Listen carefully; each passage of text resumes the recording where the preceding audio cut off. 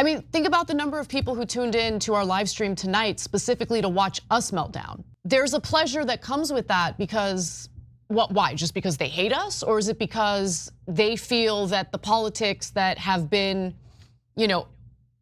emphasized in this country, the politicians who have been supported and uplifted in this country haven't really worked out so well for them? Ana Kasparian and the panel with Cenk Uygur and others are discussing that Democrats have made mistakes, that they go back and forth about who to blame. Now, Cenk blames the Democrats hard and even says that the right-wing voters never catch up to the lies. But Ana Kasparian, on the other hand, schools him and Democrats and saying that Democrats need to go ahead and stop calling people racist and actually listen to the American people. Now, this isn't the first time that, as we all heard, that Ana Kasparian has said stuff like this. And this is also different than what they were saying back in the 2016 election and everything with Donald Trump when he was elected the first time. And Ana Kasparian, that then it went off, and I'm pretty sure now she's going off as well. So let's go ahead and get into this discussion with Ana Kasparian and others and about the presidential election won by Donald Trump. Last thoughts about the election. I'm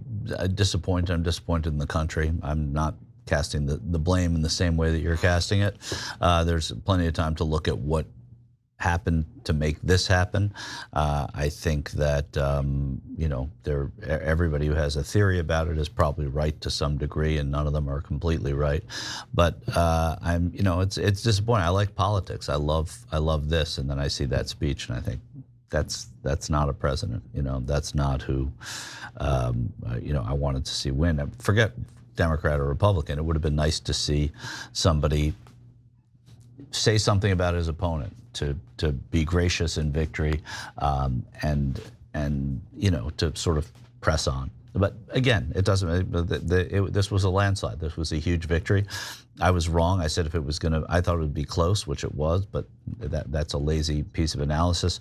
The truth is, I said if it was going to be a landslide, it was going to be a landslide for Harris, but I didn't think it was going to be a landslide.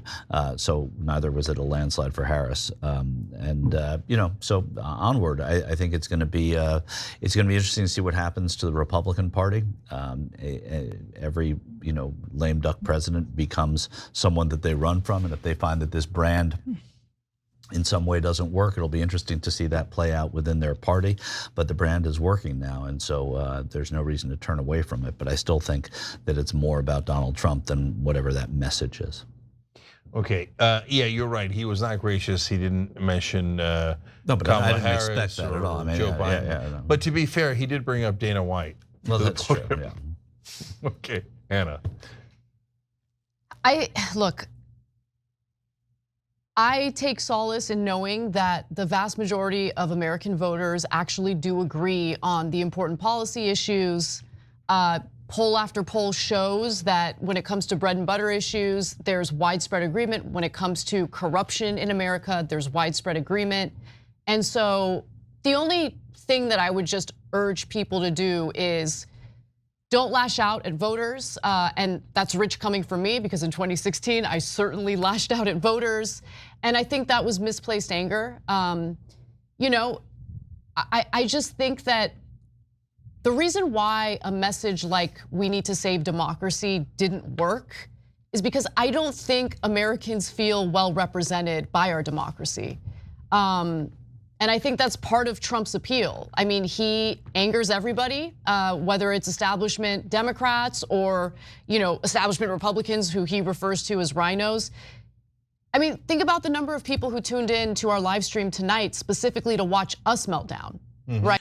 Now, Ana Kasparian, she's close to the point, but not exactly. You see, Ana Kasparian has often talked about this from time to time, even back then in the 2016 election where she did this live stream with Young Turks and all of that. And the fact of the matter is that Ana Kasparian and others, like they're almost there, but they don't necessarily get it right. You see, Donald Trump, he actually not only tapped into like speaking out against the rhinos and stuff, as well as the establishment Democrats and stuff, but he's also reaching out to the people out there to go ahead and show them that I'm the man that you want, I'm the man that you need, and the people that have seen that because of his policies as well as most of the promises he kept. But the fact of the matter is that Ana Kasparian is right to blame Democrats because they're the ones who chose Kamala as the presidential pick and stuff to run for the party. She wasn't elected there. As a matter of fact, she was never elected there. And the fact of the matter is Kamala got her behind spanked last night. And as you all know, she conceded to the race today, making therefore Donald Trump the president-elect. So Ana Kasparian seems to be on the right track with this, but Ana Kasparian doesn't necessarily hit the hammer on the nail. So if you enjoy what I said in this video, go ahead and smash the like button, share this video, follow across social media, and be sure to subscribe to the channel. Now let's go ahead and get back into it. Right? There's a pleasure that comes with that because, why? Just because they hate us? Or is it because they feel that the politics that have been, emphasized in this country, the politicians who have been supported and uplifted in this country haven't really worked out so well for them? I think that's something that we need to come to terms with, and people are gonna get upset about this, but I'm gonna say it. I think that it's cheap politics.